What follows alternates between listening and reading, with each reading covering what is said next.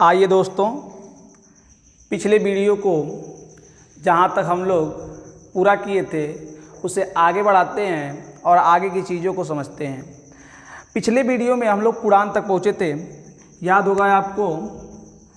और जो इस वीडियो को अभी देख रहे हैं, इससे पहले वाले भाग को नहीं देखे हैं और डिस्क्रिप्शन से उसको जाके वीडियो को देख लेंगे, तब ये और अच्छे समझ में आएगा।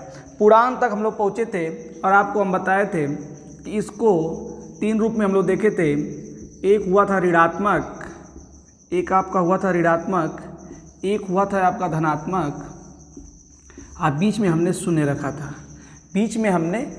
रखा था। ठीक, तो देखिए इसको इतना तो हम लोग समझ लिए थे। ऋणात्मक हो गया, ये धनात्मक हो गया, ये 0 हो गया। और जो धनात्मक था, धनात्मक जो संख्या थी इसमें की, ये 1 से 2 3 लेके डाट अनंत तक थी। ये जो थी आपकी -1 -2 -3 डाट माइनस अनंत तक थी। बीच में जो 0 था, ठीक, इसको हम बोले थे प्राकृतिक संख्या, जिसका कि बंटवारा आज हम लोग करेंगे। ठीक, अब यहाँ पे और आपको बताए थे कि धनात्मक संख्या को प्राकृतिक संख्या तो कहते हैं, साथ में धनात्मक संख्या में जब शून्य को मिला दिया जाता है तो आपको यहाँ पे क्या कहते हैं, इसको पूर्ण संख्या कहते हैं। क्या कहते हैं? पूर्ण संख्या कहते हैं। तो ध्यान दीजिएगा, पूर्ण संख्या में धनात्मक संख्या आ रही है, ऐसा भी प्रश्न पूछता है, क्या सभी प्राकृतिक संख्या पूर्ण संख्या हैं? तो देखिए ये धनात्मक वाली पूर्ण के अंदर भी आ रही है, प्राकृतिक के भी अंदर आ रही है, तो सभी प्राकृतिक संख्या पूर्ण संख्या हो जाएंगी। लेकिन अभी आपसे पूछ दे इसमें, क्या सभी पूर्ण संख्या प्राकृतिक संख्या है? तो आपके सामने दिख रहा है पूर्ण संख्या में 0 महाराज बढ़ जा रहे हैं, जो कि प्राकृतिक में नहीं है। इसका मतलब सभी पूर्ण संख्या प्राकृतिक संख्या नहीं है, लेकिन सभी प्राकृतिक संख्या पूर्ण संख्या होती हैं। अच्छा, थोड़ा सा इसमें और ध्यान दीजिएगा। इसमें हम लोग क्या करेंगे, जो पूर्णांक होता है आपका, इसको थोड़ा सा और बांटते हैं। ठीक, एक आपका होता है समपूर्णांक, एक आपका होता है समपूर्णांक और एक होता है आपका विषम पूर्णांक। समपूर्णांक और विषम पूर्णांक, ध्यान से आप थोड़ा समझिएगा। जानते हैं इसको आप लोग सम मतलब कि देखिए सम, ये इसको याद कैसे रखेंगे? 2 ही तो अक्षर है इसमें, यानी जो 2 से कट जाए।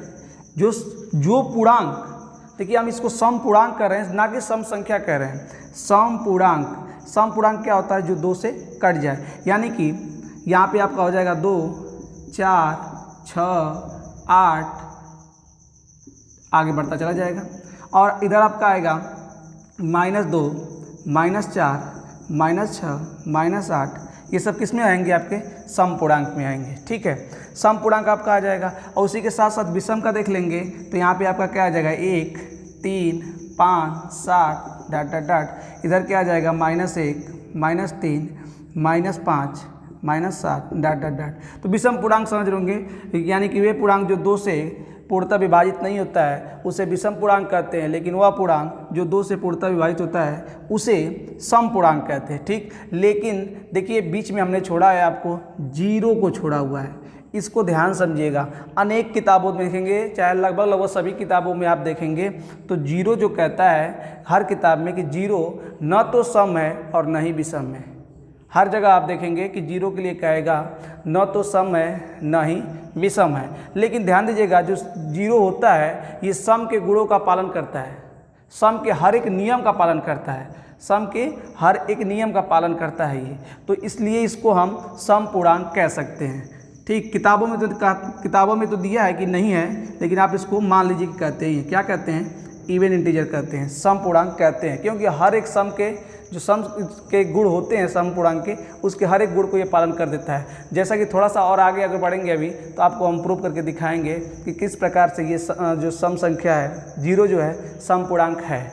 ठीक, तो इसको आप ध्यान रखिएगा। आगे हम लोग बढ़ते हैं और प्राकृतिक संख्या का बंटवारा करते हैं। तो ध्यान दीजिएगा, प्राकृतिक संख्या, प्राकृतिक संख्या को पहले हम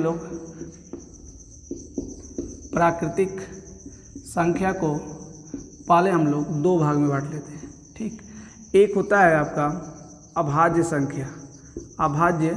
संख्या, अंग्रेजी में इसको कहते हैं प्राइम नंबर, अंग्रेजी में कहते हैं प्राइम नंबर। और जो आपका दूसरा होता है ये होता है भाज्य संख्या। भाज्य संख्या इसको अंग्रेजी में कहते हैं कंपोजिट नंबर। कंपोजिट नंबर, ठीक। इसको संयुक्त संख्या भी कहते हैं, ठीक है। भाज्य संख्या को संयुक्त संख्या भी कहते हैं और इसको रूढ़ संख्या भी कहते हैं। इसको रूढ़ संख्या भी कहते हैं। अभाज्य संख्या को रूढ़ संख्या भी कहते हैं और भाज्य संख्या को संयुक्त संख्या भी हम कहते हैं, ठीक है। आइए देखते हैं कि अभाज्य संख्या क्या होता है। बहुत आसान है। इसमें देखिए इसका होता है, परिभाषा बताया जाता है कि वे संख्या, याद रखिएगा हमेशा प्राकृतिक शब्द लीजिएगा क्योंकि ये प्राकृतिक के बंटवारे हैं। वे संख्या बोलेंगे, संख्या तो अनंत है, माइनस वाली भी है, लेकिन जो भाज्य होती है किस में होती है? प्राकृतिक में होती है। तो इसका हम कहेंगे कि वे प्राकृतिक संख्या जो एक से और स्वयं से कटे, वे प्राकृतिक संख्या जो एक और स्वयं से कटे उसको रूढ़ संख्या या अभाज्य संख्या कहते हैं। उसके अलावा एक या दो से अधिक यानी एक और स्वयं के अलावा अन्य भी किसी संख्या से अगर कोई संख्या कटती है तो उसको हम क्या कहते हैं? भाज्य संख्या कहते हैं। आप एकदम ठेठ भाषा में इसको याद रखिएगा, जिसको दो काटेंगे, जिसके दो फैक्टर होंगे, जिसके दो फैक्टर होंगे, कौन कौन? एक और स्वयं। जिसके दो फैक्टर होंगे एक और स्वयं, उसको हम अभाज्य संख्या कहेंगे। और इन दोनों के अलावा अगर एक और स्वयं के अलावा कोई और संख्या इसका फैक्टर हो गया, इसको काट दिया, तो उसको हम क्या कहते हैं? भाज्य संख्या कहते हैं, कंपोजिट नंबर कहते हैं, ठीक है। अब देखिए इसमें एक क्वेश्चन आएगा आपका। शुरुआत करते हैं थोड़ा उदाहरण के साथ हम लोग संख्या का देखने के लिए। अगर आपसे हम शुरू करें कि एक क्या है, ध्यान समझिएगा, एक क्या है? तो एक आपका न तो भाज्य है, न तो भाज्य है, न ही अभाज्य है। एक जो है आपका न तो भाज्य है और न ही अभाज्य, ये दोनों में नहीं है। ध्यान दीजिएगा, दोनों के गुण का पालन नहीं करता है। अभी आपको हम लिखवाएंगे, बस पहचानने के लिए एक ही बात ध्यान दीजिएगा, जिसके दो फैक्टर होंगे एक और स्वयं से, उसको आप क्या बोलिएगा? अभाज्य संख्या। अगर एक भी बढ़ जाए एक और स्वयं के अलावा तो उसको क्या बोलेंगे हम? भाज्य संख्या। तो हम इसमें देख रहे हैं एक ही है, एक भी है, एक ही स्वयं भी है, इसलिए ये किसी के गुण का नहीं, बस दो रहना चाहिए फैक्टर, कम से कम दो, अधिक से अधिक भी दो, ठीक। कम से कम दो, अधिक से अधिक भी दो, दोनों दो ही होना चाहिए, दो होना चाहिए फैक्टर, गुणनखंड, ठीक। तो ये दोनों इसके न तो भाज्य के न ही अभाज्य के किसी भी गुण के, किसी के गुण को पालन नहीं कर रहा है, तो ये आपका क्या हो जाएगा? न तो भाज्य होगा न ही अभाज्य होगा, ठीक। तो आप अभाज्य समझ गए, भाज्य समझ गए। अभाज्य संख्या जिसके दो फैक्टर एक और स्वयं व संख्या। और आपका अगला भाज्य संख्या वे संख्या जिसके फैक्टर दो से अधिक हो, एक स्वयं और उसके अलावा भी कोई संख्या होती है, उसको भाज्य संख्या या कंपोजिट नंबर कहते हैं। एक के बाद नंबर आता है, एक के बाद आपका नंबर आता है दो का, ठीक।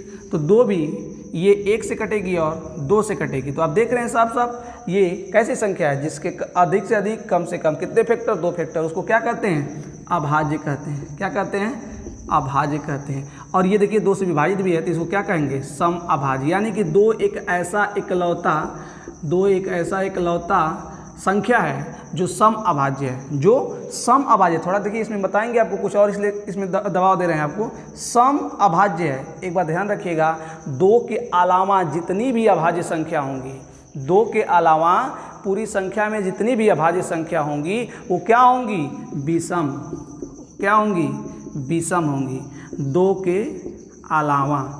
के अलावा सभी जो आपकी अभाज्य संख्या होंगी वो क्या होंगी? विषम होंगी। यानी दो एक ऐसा इकलौता अभाज्य संख्या है जो क्या होता है? सम होता है। दो के अलावा जितनी भी विषम संख्याएं, अभाज्य संख्याएं, वो क्या होती हैं? विषम होती हैं, सम नहीं होती हैं। तो आप इस बात को समझ गए होंगे। अब देखिए अगला तीन आएगा, तीन भी एक और तीन से कटेगा। यानी भाज्य संख्या की शुरुआत कहाँ से होती है? चार से होती है। सबसे छोटी भाज्य संख्या क्या है? चार है। भाज्य संख्या की शुरुआत चार से होती है। इससे पहले एक तो कुछ है, ये नहीं है, दो और तीन क्या हैं? अभाज्य हैं। तो भाज्य जान गए आप, अभाज्य जान गए आप, ठीक है। अब हम लोग आगे बढ़ते हैं और इसमें कुछ याद करना है, उसको आप याद रखिएगा। घर पे आप लिखिएगा, लिख के याद करिएगा। एक से लेकर 50 तक, 1 से लेकर 50 तक प्राइम नंबर कॉपी पे लिखिएगा आप। 1 से लेके 50 तक प्राइम नंबर, 50 से लेके 100 तक प्राइम नंबर, अभाज्य संख्या। इतना आपको क्या होना चाहिए? याद होना चाहिए। इसके आगे तो फिर निकाला जाएगा, देखा जाएगा। 1 से 50 तक और 50 से 100 तक आपको याद होना चाहिए। तो 1 से लेके 50 तक कितने होते हैं 15, और 50 से लेके 100 तक कितने होते हैं 10। आपको याद होना चाहिए कि 1 से 50 तक की गिनती में प्राइम नंबर यानी अवैध संख्याओं की संख्या कितनी होती है 15, और 50 से 100 तक प्राइम नंबर की संख्या कितनी होती है 10 होती है। तो इस बात को याद रखिएगा। अगर कोई पूछे 1 से 100 तक कितनी होती है तो आप कितना बताएंगे 25 बताएंगे। 1 से 100 तक अभाज्य संख्याओं की संख्या कितनी होती है 25 होती है। ठीक, अभाज्य संख्या जान गए आप लोग, भाज्य जान गए। अब देखिए इसमें हम पहचान सीखते हैं कैसे किसी चीज़ को पहचानेंगे। तो देखिए हम देख रहे हैं कि पहचानना उसी को जाता है, जैसे कि मान लीजिए कोई संख्या ज़्यादा ग्रुप में है तो जो अधिक मात्रा में है उसको जल्दी हम पहचान ही नहीं पाएंगे। तो हम ये निकालें इसमें कि कौन कम मात्रा में है, उसको हम पहचानने का कुछ ना कुछ तरीका निकालें। तो आप देख रहे हैं कि कुछ संख्या के बाद जाके अभाज्य संख्या आ रही है। तो हम लोग अभाज्य संख्या को पहचानने के लिए सीखते हैं कि अभाज्य संख्या को पहचानेंगे कैसे। अभाज्य संख्या को पहचानना कैसे पहचानेंगे। वैसे तो आप क्या करेंगे, बारी बारी से चेक करके देखेंगे ही कि एक और स्वयं के अलावा अगर किसी से कट गई तो भाज्य हुई, नहीं कटी तो अभाज्य हुई। लेकिन कुछ इसमें हम लोग याद भी रखेंगे कि कैसे इसको पता करेंगे कि कौन क्या है, अभाज्य संख्या कौन है कौन नहीं। तो इसमें आपको हम 2 तरीका बताएंगे। ठीक, दोनों को आप ध्यान रखिएगा। पहला आपको हम बता रहे हैं इसमें आपका जो होगा, मान लीजिए कि आपसे हम कह दिए कि कोई संख्या है 197, तो 197 आपको दे दिया हम, तो आप चेक करेंगे इसको 1 से चेक करेंगे, 2 से चेक करेंगे, 3 से चेक करेंगे, 4 से, 5 से, 6 से, 7 से चेक करते जाएंगे। इसी तरह बीच में 21, 22, 23 बहुत संख्याएं, बड़ी बड़ी संख्या आएंगी। तो आपको चेक करने में क्या होगा, दिक्कत होगी। तो हम पता कर लें कि कुछ संख्याओं से ही चेक करना पड़े तो और आसान रहेगा। तो इसको पहचानने के लिए सबसे बड़ी, पहले आप एक काम करिएगा, एक नंबर ले लीजिएगा x² greater than or equal to 197। ध्यान रखिएगा, एक ऐसी संख्या मालूम करिएगा आप जो क्या हो 197 के बराबर हो या 197 से बड़ी हो और क्या हो पूर्ण वर्ग हो। ठीक, तो पता कर लीजिएगा। पता करने के बाद आप x का मान निकाल लीजिएगा, x का मान निकाल लीजिएगा। x का मान जो आएगा उससे छोटी जितनी भी अभाज्य संख्या होंगी, उससे छोटी जितनी भी अभाज्य संख्या होंगी उससे आप क्या करिएगा, बारी बारी से चेक कर लीजिएगा, क्योंकि हमको पता चल जाएगा कि इतने में चेक करना है। ठीक, जैसे कि मान लीजिए x² है यहाँ पे, तो 14 का होता है 196, 14 का 196, तो ये तो इस छोटा हो गया, बराबर होना चाहिए चाहे बड़ा होना चाहिए। इसका मतलब हम 15 का लेंगे तो 15 कितना हो जाएगा 225। तो जब x² का मान 225 हम लेंगे तो x का मान कितना आ जाएगा 15। यानी कि 15 से छोटी जितनी संख्या है अभाज्य संख्या, चाहे भाज्य जो भी संख्या है इस 15 से छोटी, उससे हम क्या करेंगे चेक कर लेंगे। इसका मतलब कि ये 15 से छोटी ही चेक करना है, बड़ी से चेक करने की ज़रूरत नहीं है। छोटी चेक कर लीजिए, अगर कटी तो कटी और नहीं कटी तो क्या हो जाएगी आपका अभाज्य हो जाएगा। तो इस प्रकार से हम अभाज्य संख्या की पहचान आसानी से कर लेंगे। ठीक, दूसरा तरीका आपका ये है कि अगर कोई अभाज्य संख्या 5 से बड़ी हो, अगर कोई अभाज्य संख्या 5 से बड़ी हो, अगर कोई अभाज्य संख्या क्या हो 5 से बड़ी हो, तो उसके लिए हम इस फार्म को भी ढूंढ सकते हैं 6n ± 1, 6n ± 1।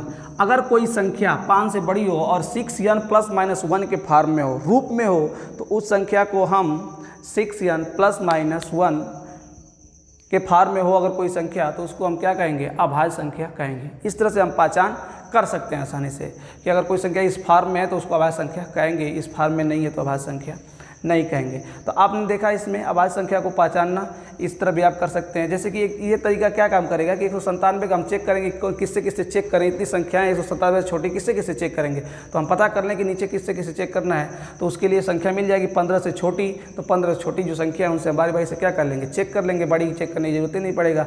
और इससे चेक करना होगा तो यहाँ n का मान कुछ भी रख सकते हैं। देखिए यहाँ पे n क्या है, यहाँ पे n कुछ भी हो सकता है, सम भी ले सकते हैं या विषम भी ले सकते हैं। और यहाँ पे माइनस की तो बातें नहीं होगी, क्योंकि अभाज्य संख्या किसके रूप होते हैं, प्राकृतिक संख्या के में बंटवारा में प्राकृतिक संख्या में धनात्मक ही होता है, तो n का जो मान क्या होगा, यहाँ पे n का जो मान होगा, चाहे सम लीजिए चाहे विषम, कोई असर पड़ने वाला नहीं है। तो इस रूप को आप क्या करेंगे, पहचान लेंगे। जैसे मान लीजिए 2 रखेंगे तो 2 छक्के 12, 12 में 1 जोड़ेंगे तो 13 आएगा, 12 में से 1 घटाएंगे तो 11 आएगा। दोनों क्या है, अभाज्य संख्या है। इस प्रकार से हम चेक कर सकते हैं, लेकिन ये नियम तभी लगेगा जब वो संख्या क्या हो, 5 से बड़ी हो। तो इस प्रकार से हम लोग क्या करेंगे, अभाज्य संख्याओं की पहचान कर लेंगे। प्रैक्टिस करेंगे, धीरे धीरे समझ में आ जाएगा।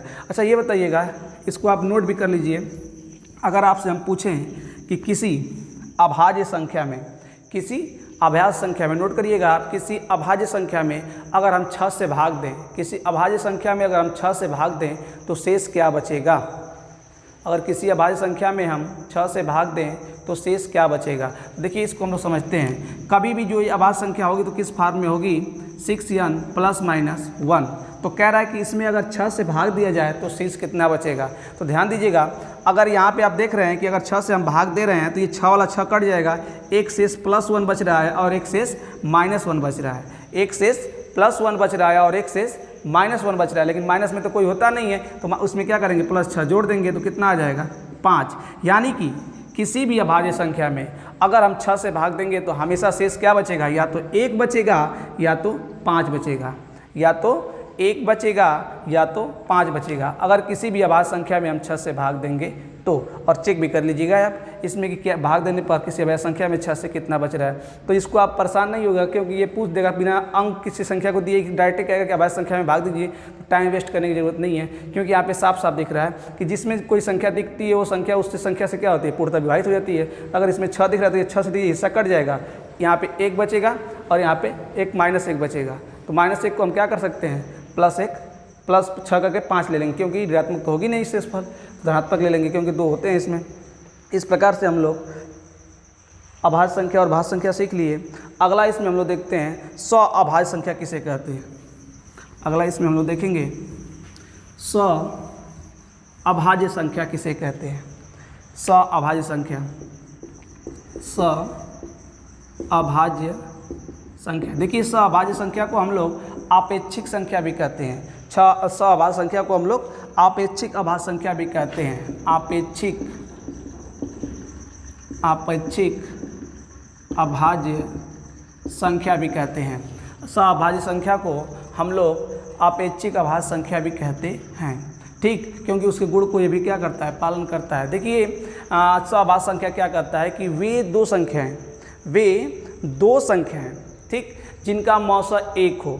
वे दो संख्याएं, नोट कर लीजिएगा, वे दो संख्याएं जिनका मौसा 1 हो क्या कहलाती हैं, सअभाज्य संख्या या अपेक्षिक अभाज्य संख्या कहलाती हैं। जैसे अगर आपसे हम कहेंगे 2 और 3, ठीक, तो 2 और 3, तो ये 2 से कटेगा 3 से कटेगा। कोई ऐसा नंबर नहीं है कि जो 2 को भी काट दे और 3 को भी काट दे, यानी इसका मौसा भी कितना होता है, 1 होता है। अब निकाल के देख लीजिएगा। तो ऐसी संख्याओं को हम लोग क्या कहते हैं, सअभाज्य संख्या कहते हैं। ऐसी संख्याओं को हम लोग सअभाज्य संख्या कहते हैं, ठीक। देखिए इसमें आगे कहता है,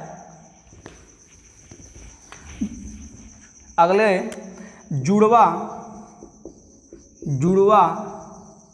अभाज्य संख्या, जुड़वा अभाज्य संख्या, इसको कहते हैं ट्वाइन प्राइम नंबर, जुड़वा अभाज्य संख्या। देखिए इसको क्या समझिएगा, जुड़वा अभाज्य संख्या। देखिए अभाज्य संख्या का मतलब आप समझ रहे होंगे, ठीक, यानी कि वे दो संख्या होंगी, उनका कोई भी कॉमन फैक्टर नहीं होगा, ठीक है। लेकिन जुड़वा का मतलब समझिएगा, जुड़वा का मतलब कि उन दोनों के बीच का अंतर भी कितना होना चाहिए, 2 होना चाहिए। उन दोनों के बीच का अंतर भी 2 होना चाहिए। जैसे में 5, 7, देखिए 5 और 7 के बीच में क्या है, 2 का अंतर है, ठीक। और ये क्या है, अभाज्य संख्या है दोनों। तो वे दो अभाज्य संख्या जिनके बीच का अंतर कितना हो, 2 हो, उसे क्या कहते हैं, जुड़वा अभाज्य संख्या, ट्विन प्राइम नंबर कहते हैं। आगे आप ले सकते हैं 11, 13, 17, 19, आगे ले सकते हैं 19, 31। इसी तरह आप चेक कर लीजिएगा, ठीक। जुड़वा अभाज्य संख्या आप जान गए, जुड़वा अभाज्य संख्या किसको कहते हैं, वे संख्याएं, 2 अभाज्य संख्याएं जिनके बीच का अंतर कितना हो, 2 हो, उसे जुड़वा अभाज्य संख्या कहते हैं, ठीक है। आइए इसमें आगे हम लोग देखते हैं, और आपको बता रहे हैं हम सम संख्या विषम संख्या। देखिए आगे जो अभी बताएं इससे पहले वहाँ पे आपको सम पूर्णांक और विषम पूर्णांक बताएं, ना कि सम संख्या विषम संख्या बताएं। ठीक, ध्यान दीजिएगा, सम संख्या विषम संख्या वो आपका क्या था, सम पूर्णांक विषम पूर्णांक। ठीक, तो देखिए वे संख्या जो 2 से पूर्णतः विभाजित हो जाए, पूरी पूरी कट जाए, उसे सम संख्या कहते हैं। लेकिन याद रखिएगा इसमें एक शब्द रहेगा प्राकृतिक, प्राकृतिक संख्या, यानी कि सम संख्या जो होती है वो क्या होती है, प्राकृतिक संख्या होती है। उसमें पूर्णांक था तो हम सब लिए थे, प्लस वाला भी माइनस वाला भी, लेकिन ये सम संख्या है तो वे प्राकृतिक संख्या जो 2 से पूर्णतः विभाजित हो जाए उसको क्या कहते हैं, सम संख्या कहते हैं। उसके अलावा जो ना कटे उसको क्या कहते हैं, विषम कहते हैं। यहाँ 2 से नहीं कटेगा, यहाँ पे 2 से कटेगा, 2 से कटेगा तो सम, 2 से नहीं कटेगा तो विषम। या और कैसी होनी चाहिए, प्राकृतिक संख्या होगी, तब उसको हम क्या कहेंगे, सम संख्या कहेंगे। ठीक, तो सम संख्या जान गए, विषम संख्या जान गए। ठीक है, अभी आपको हम कहे हैं कि हम सिद्ध करके दिखाएंगे कि जीरो सम के नियम को पालन कर रहा है कि नहीं पालन कर रहा है। तो यहाँ पे देखिएगा, कुछ आप नोट कर लीजिएगा, इसको आपको याद भी होना चाहिए कि अगर 2 सम संख्याएं, 2 सम संख्याएं, तो इनको जोड़ने पर, 2 सम संख्याओं को जोड़ने पर हमेशा इनका योगफल क्या होता है, सम होता है। अगर 2 विषम संख्याएं, 2 विषम संख्याएं, तो हमेशा इनको जोड़ने पर इनका योगफल क्या होता है, सम होता है। अगर एक सम है और एक विषम है तो इनको हमेशा जोड़ने पर योगफल कितना होता है, विषम होता है। क्या होता है, विषम होता है। ये सम और विषम की प्रॉपर्टी है, गुण है कि सम को सम में जोड़ेंगे तो सम आएगा, सम को विषम में जोड़ेंगे तो विषम आएगा, और विषम को विषम में जोड़ेंगे तो सम आएगा। अब देखिए, अगर कुछ क्षण के लिए हम मान लें कि जीरो हमारा सम नहीं है, देखिए तो क्या हो गया, अगर जीरो सम नहीं है तो यहाँ पे हम अगर रखते हैं, जीरो सम नहीं है तो विषम हुआ।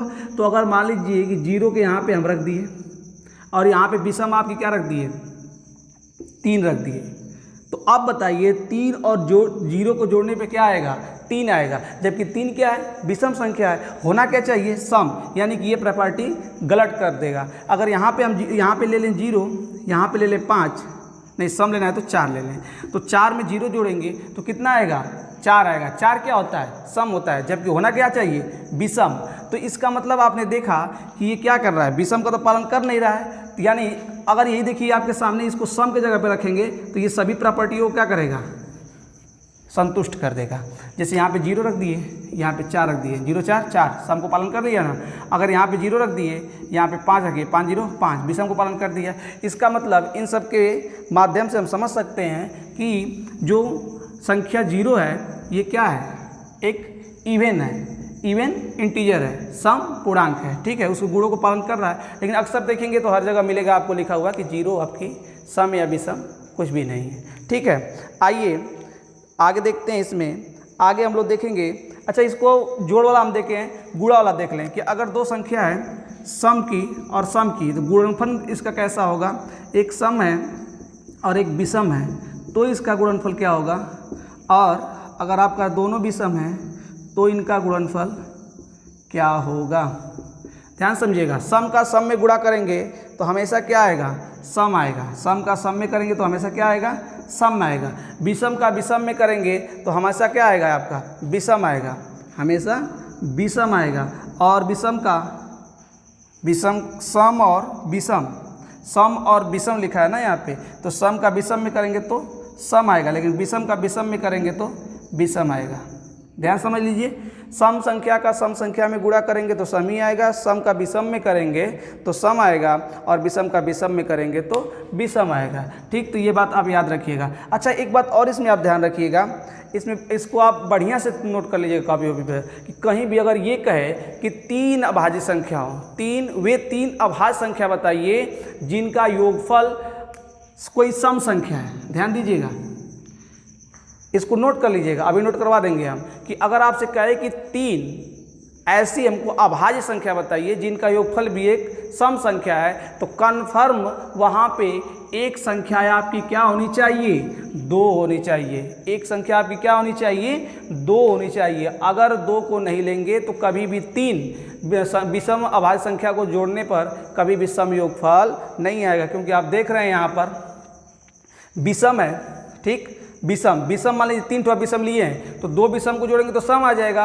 और एक सम में एक विषम जोड़ने पे हमेशा क्या हो जाएगा, विषम हो जाएगा। फिर से समझिएगा, अगर तीनों हम विषम ले लेंगे तो 2 विषम को जोड़ने पे एक सम आएगा, फिर तीसरी बार जब जोड़ेंगे उसको तो विषम आ जाएगा, जबकि आना क्या चाहिए, सम आना चाहिए। जैसे कि आपसे हम पूछ दें, ध्यान से इस सवाल को नोट कर लीजिएगा, अगर आपसे हम पूछ दें कि x plus y plus z बराबर 38, ध्यान रखिएगा ये 38 आपकी क्या है, सम संख्या है।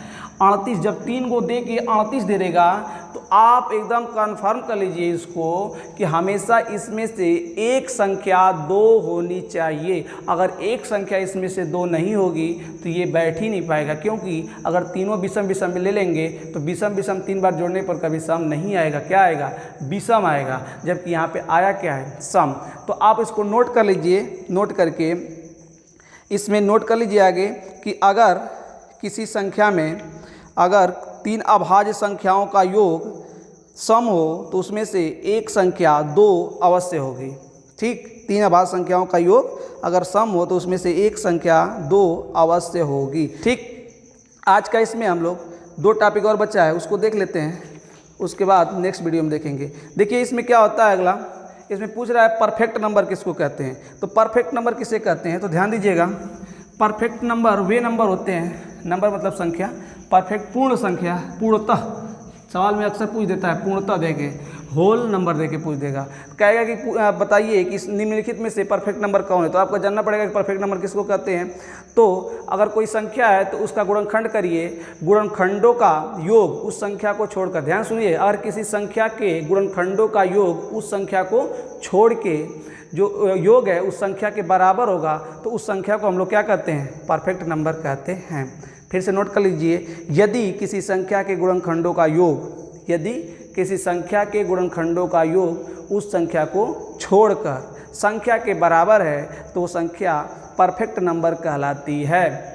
जैसे आपसे हम पूछें कि बताओ 8 परफेक्ट नंबर है कि नहीं है, तो आप कहेंगे हम खंड कर लें पहले, तो खंड करिए जल्दी जल्दी, 1 होगा, 2 होगा, 4 होगा, 8 होगा। हमने कहा इनके गुणनखंडों का योग, लेकिन उस संख्या को छोड़कर, तो संख्या को छोड़िए, इन दोनों को जोड़िए, 4 2 6 1 7, 7 क्या 8 के बराबर है, तो इसके बराबर नहीं है, बराबर नहीं है तो ये संख्या परफेक्ट संख्या नहीं है। आगे हम देखते हैं 6, अगर 6 का करेंगे आप तो देखिए 1 आएगा, 2 आएगा, 3 आएगा, 6 आएगा, इनके गुणनखंडों का योग उस संख्या को छोड़कर, तो 3 2 5 1 6, देखिए 6 6 के बराबर है।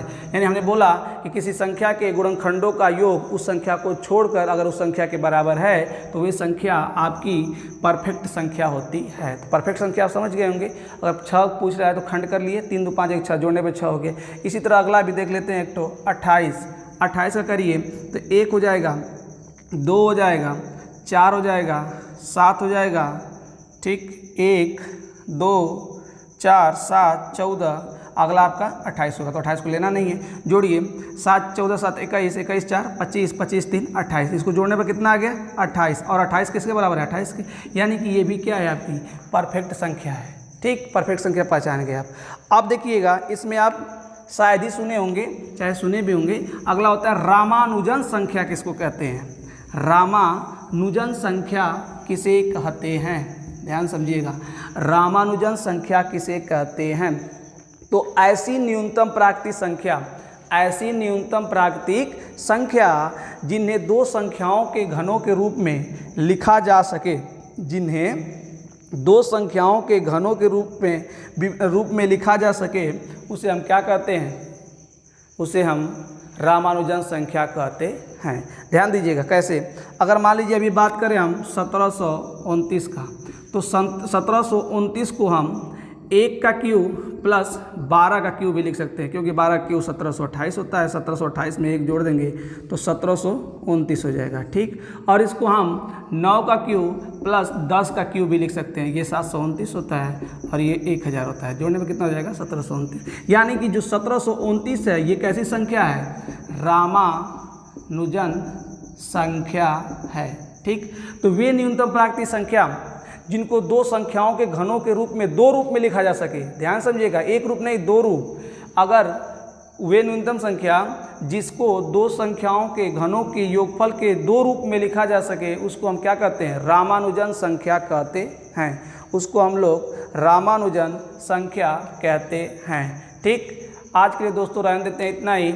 अगले वीडियो में हम मिलेंगे आपके साथ इस जो अभी हम लोग पढ़े हैं इससे पहले वाले वीडियो में, और इस वीडियो में उसके सवालों के साथ मिलेंगे और कुछ और संख्याओं के बारे में जानेंगे। ठीक है, तो आप इस वीडियो को अच्छे से देखिए, और जो पहली बार इस वीडियो देख रहा है तो हम डिस्क्रिप्शन में अगले वीडियो का लिंक दे देंगे, उसको आप पहले देखिएगा, उसके बाद इसको देखिएगा। अगर आपको वीडियो अच्छा लगे तो लाइक, शेयर और सब्सक्राइब जरूर करें। ठीक, जय हिंद।